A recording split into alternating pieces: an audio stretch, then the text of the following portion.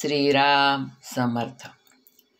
जयाचा जनी जन्म नामार्थ झाला, जयाने सदा वास नामात केला. जयाच्या मुखी सर्वदा नाम कीर्ती, नमस्कार त्या ब्रह्मचैतन्य मूर्ती. जय जय रघुवीर समर्थ. सद्गुरू श्री ब्रह्मचैतन्य गोंदवलेकर महाराज यांचं प्रवचन. 21 फेब्रुवारी. कर्तेपणाचा अभिमान नसावा. विषयात राहून परमात्म्याची भक्ती होईल का? विषय सोडल्याशिवाय मी भक्ती करतो असे म्हणणे चुकीचे आहे. विषय आहेत तिथे भक्ती नाही आणि भक्ती आहे तिथे विषय नाहीत. भक्त म्हणजे भगवंताचे होऊन राहणे. त्याला शरण गेल्याशिवाय त्याचे होताच येत नाही.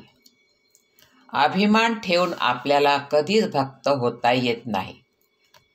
प्रथम अभिमान कसा नाहीसा होईल हे पाहावे आणि तसे वागण्याचा प्रयत्न करावा. आपण प्रपंचात मी करीन तसे होईल या भावनेने वागत असतो. परवाच एक जण आले होते. त्यांना त्यावेळी पाहून कोणीही म्हटले असते की हे थोड्याच दिवसाचे सोबती आहेत, तरीही मी अमुक करीन, मी तमुक करीन असे ते म्हणतच होते.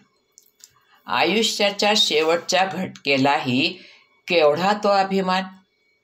म्हणून सांगतो की मी करतो ही भावना टाकून देऊन सर्व काही तोच करीत आहे आणि त्याची इच्छा असेल तोपर्यंत आपल्याकडून तो करवून घेत असतो. ही भावना ठेवून वागावे. त्याप्रमाणे वागू लागले म्हणजे आपोआपच विषयाची आसक्ती कमी होऊ लागते. मी करता आहे ही भावना मेल्याशिवाय परमार्थ करता येणे शक्यच नाही. कोणतेही कर्म केले म्हणजे अमुक एक फळ मिळेल म्हणून वेदात सांगितले आहे. त्यावरून वेद हे विषयासक्ती वाढवतात असे काही जण म्हणतात. पण वडील माणसे जसे औषध देताना गुळाचा खडा दाखवितात त्याप्रमाणे ते आहे. माणसाने फळाच्या आशेने तरी कर्म करायला लागावे. तो कर्म करू लागला म्हणजे आपोआपच फळावरची त्याची आसक्ती कमी होत जाते आणि पुढे अभिमान जाऊन मी करता नसून तोच करवीत आहे असे वाटू लागते. मग तो जे कर्म करील ते देवाला आपोआपच अर्पण होते. संकट आले म्हणजे आपण देवाला नवस करतो. देवाने मनासारखे दिले नाही म्हणजे देवात अर्थ नाही असे म्हणतो. पण देवाला फसवणे शक्य आहे का? तो म्हणतो हा सुखात असताना माझी आठवणही काढीत नव्हता आणि आता आठवण करतो आहे. वास्तविक देवाने आपल्याला पावावे असे आपण काय केले आहे?